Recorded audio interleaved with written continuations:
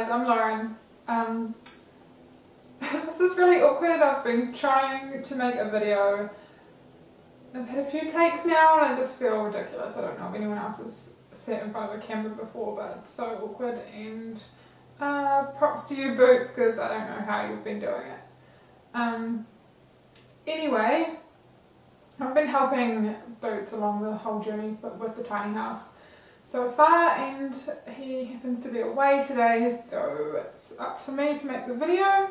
I am doing the whitewash on the walls. Yeah, so let's see what happens. There's a few little spots, so before we can start painting we need to clean those up. Just going to use the sanding block and just give it a quick sand around the edges and just make sure that it's all tidy before we get going.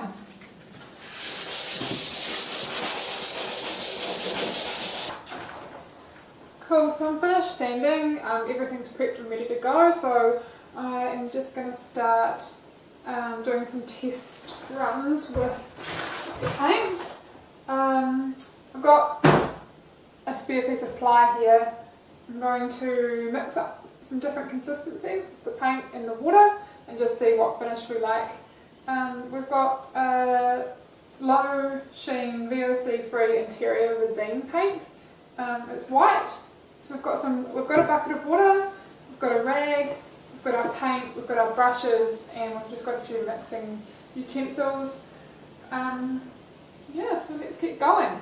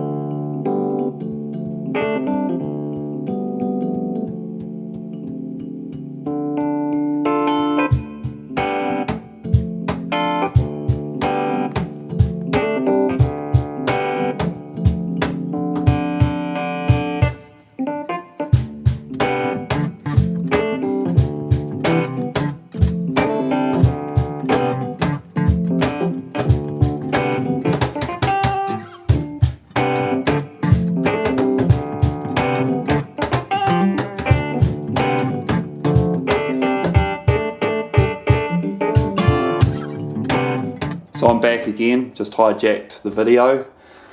We've got, Loz has done a great job here, whitewashing the walls. We've got one coat of whitewash being applied, and that's the finished look, which we think looks pretty good. So it's quite a light coat. You can see a lot of the grain from the radiata pine wood coming through, but that's what we're into. So I suppose you've got the advantages with doing it this way is it's really quick. As you can see, it's just one coat, and you don't have to be too careful about how you put it on. You can slap it on a bit.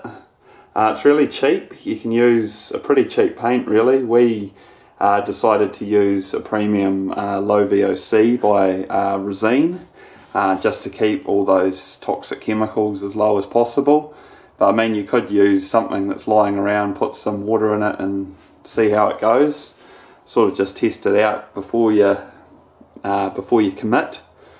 And I don't know, it looks really good. And you haven't got all that finishing with plastering and whatnot.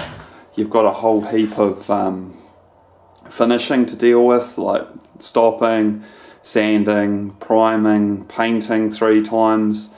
And it just takes forever, and it really starts adding up to with the price.